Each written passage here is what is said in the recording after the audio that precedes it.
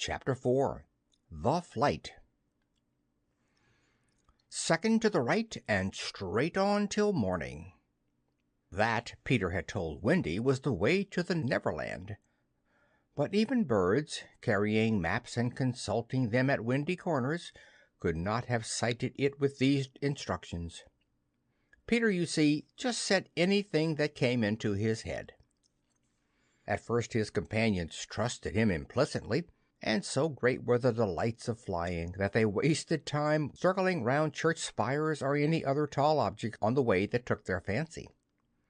John and Michael raced, Michael getting a start. They recalled with contempt that not so long ago they had thought themselves fine fellows for being able to fly round a room. Not long ago. But how long ago? They were flying over the sea before the thought began to disturb Wendy seriously. John thought it was their second sea and their third night. Sometimes it was dark and sometimes light, and now they were very cold and again too warm. Did they really feel hungry at times, or were they merely pretending, because Peter had such a jolly new way of feeding them? His way was to pursue birds who had food in their mouths suitable for humans and snatch it from them. Then the birds would follow and snatch it back, and they would all go chasing each other gaily for miles, parting at last with mutual expressions of goodwill.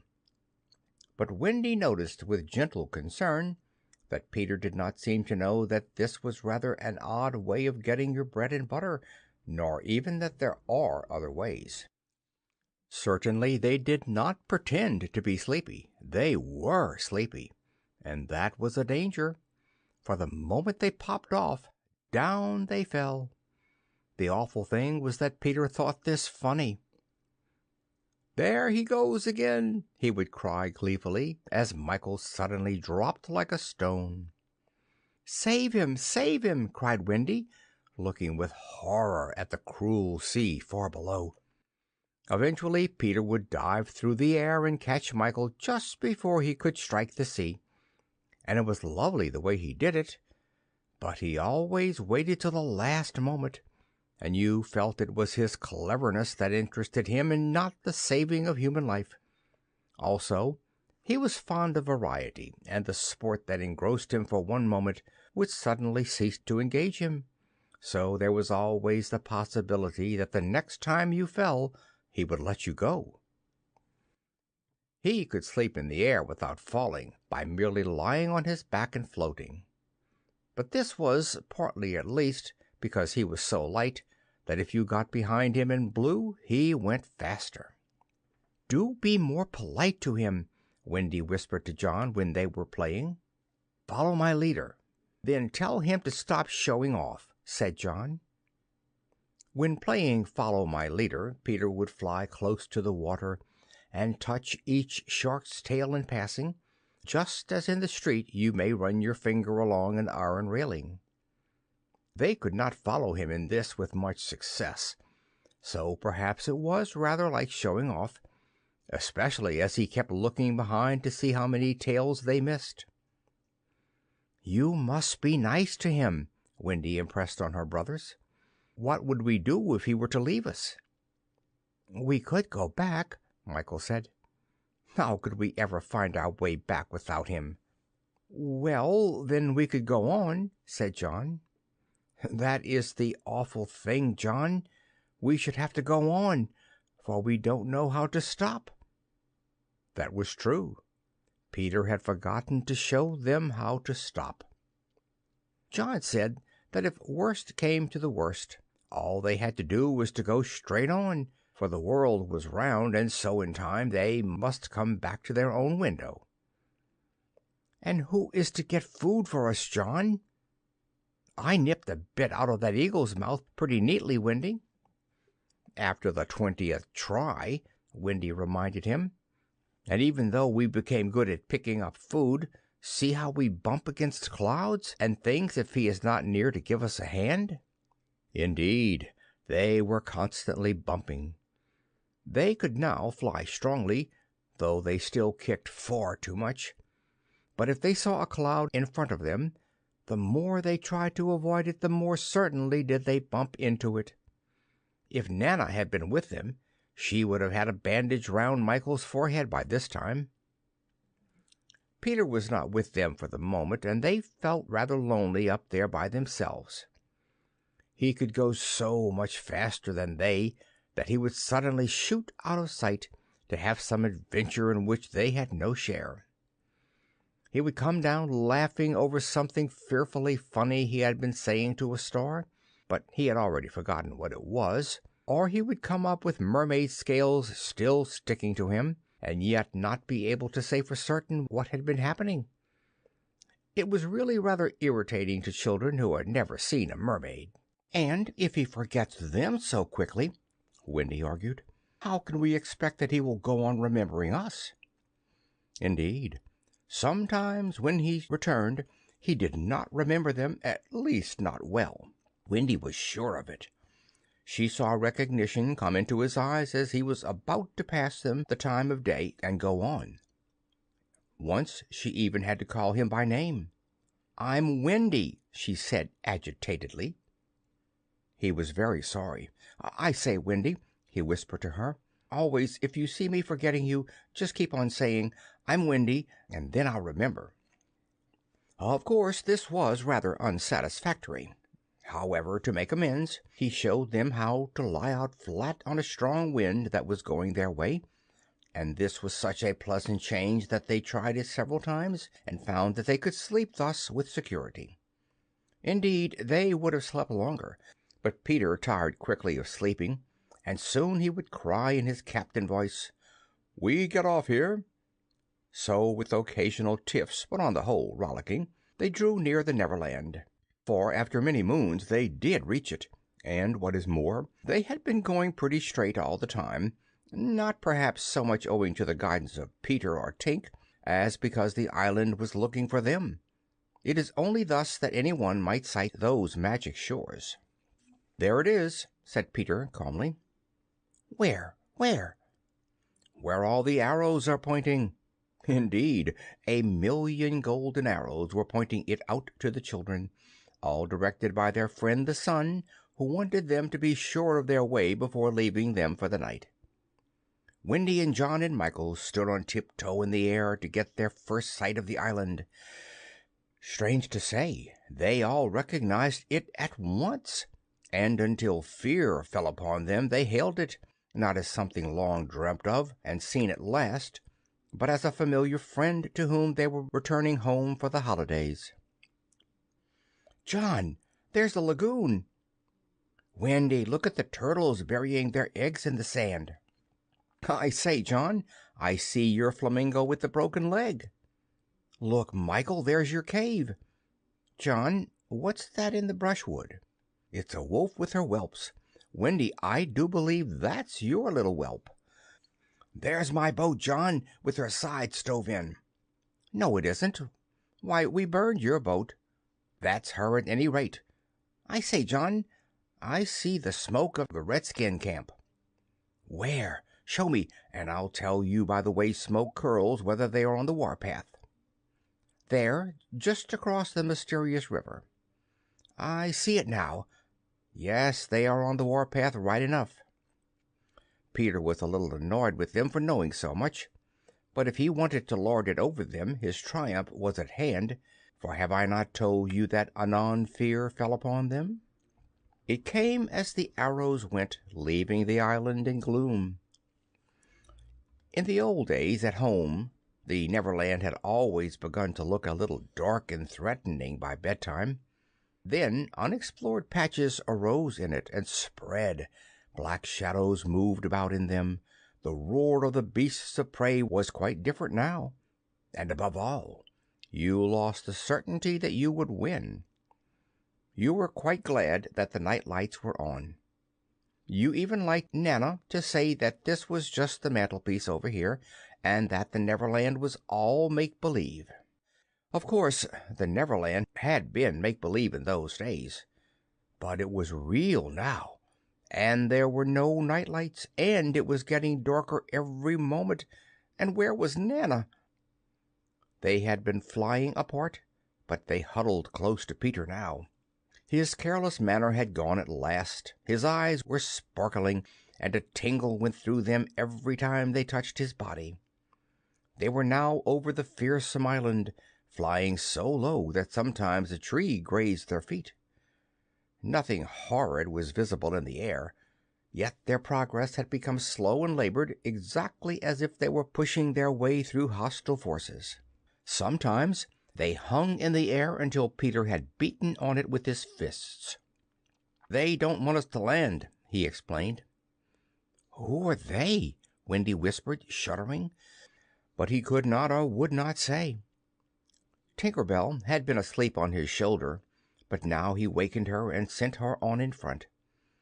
Sometimes he poised himself in the air, listening intently, with his hand to his ear, and again he would stare down with eyes so bright that they seemed to bore 2 holes to earth. Having done these things, he went on again. His courage was almost appalling. "Would you like an adventure now?" he said casually to John, "or would you like to have your tea first?" Wendy said, "Tea first," quickly, and Michael pressed her hand in gratitude, but the braver John hesitated. "What kind of adventure?" he asked cautiously. "There's a pirate asleep in the pampas just beneath us," Peter told him. "If you like, we'll go down and kill him." "I don't see him," John said after a long pause. "I do." "Suppose," John said a little huskily, "he were to wake up?" Peter spoke indignantly. "You don't think I would kill him while he was sleeping? I would wake him first and then kill him. That's the way I always do." "I say, do you kill many?" "Tons." John said, "How ripping!" but decided to have tea first. He asked if there were many pirates on the island just now, and Peter said he had never known so many. "Who is captain now?" "Hook," answered Peter, and his face became very stern as he said that hated word. "James Hook?" "Aye." Then indeed Michael began to cry, and even John could speak in gulps only, for they knew Hook's reputation. "He was Blackbeard's bo'sun," John whispered huskily. "He is the worst of them all. He is the only man of whom Barbecue was afraid." "That's him," said Peter. "What is he like? Is he big?" "He is not so big as he was." "How do you mean?" "I cut off a bit of him." "You?" "Yes, me," said Peter sharply. "I wasn't meaning to be disrespectful." "Oh, all right. But I say, what bit?" "His right hand." "Then he can't fight now?" "Oh, can't he just!" "Left-hander?" "He has an iron hook instead of a right hand, and he claws with it." "Claws!" "I say, John," said Peter. "Yes, say aye, aye, sir." "Aye, aye, sir." "There is one thing," Peter continued, "that every boy who serves under me has to promise, and so must you." John paled. "It is this: if we meet Hook in open fight, you must leave him to me." "I promise," John said loyally. For the moment they were feeling less eerie, because Tink was flying with them, and in her light they could distinguish each other. Unfortunately, she could not fly so slowly as they, and so she had to go round and round them in a circle in which they moved as in a halo. Wendy quite liked it, until Peter pointed out the drawbacks. "She tells me," he said, "that the pirates sighted us before the darkness came, and got Long Tom out." "The big gun?"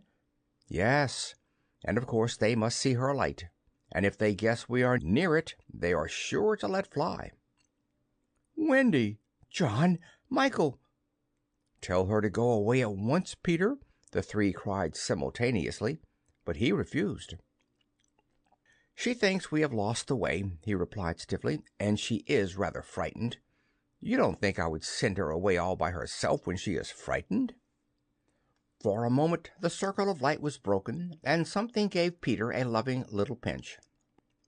"Then tell her," Wendy begged, "to put out her light." "She can't put it out. That is about the only thing fairies can't do. It just goes out of itself when she falls asleep, same as the stars. Then tell her to sleep at once, John almost ordered. She can't sleep except when she's sleepy. It is the only other thing fairies can't do. Seems to me, growled John, these are the only two things worth doing. Here he got a pinch, but not a loving one. If only one of us had a pocket, Peter said, we could carry her in it. However, they had set off in such a hurry that there was not a pocket between the four of them. He had a happy idea. John's hat. Tink agreed to travel by hat if it was carried in the hand.